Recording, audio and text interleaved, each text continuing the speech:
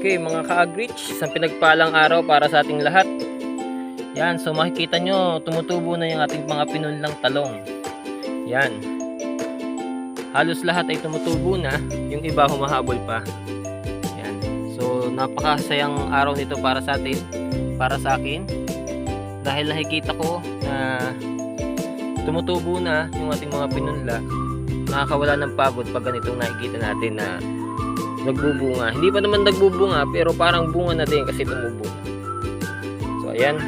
So yan ay wala pang isang linggo since naitanim natin yung buto.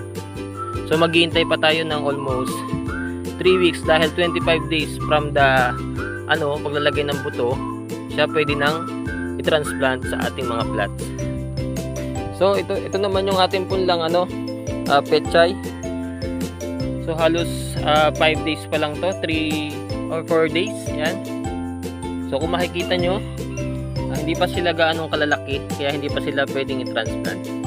So makikita nyo rin na may mga puwang-puwang. Yan. Yan, may mga puwang-puwang. Yan.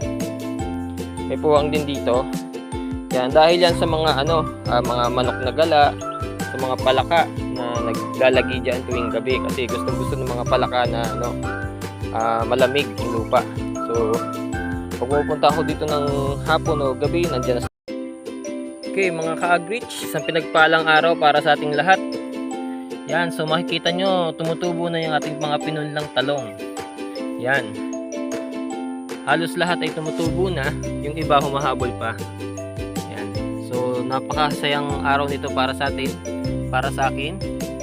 Dahil nakikita ko na tumutubo na yung ating mga pinunla. Nakakawala ng pagod pag ganitong nakikita natin na nagbubunga. Hindi pa naman nagbubunga pero parang bunga na din kasi tumubo. So ayan. So yan ay wala pang isang linggo since naitanim natin yung buto.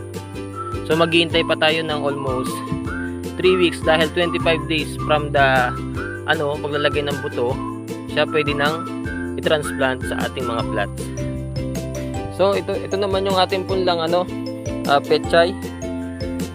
So halos 5 days pa lang to, 3 or 4 days. Yan.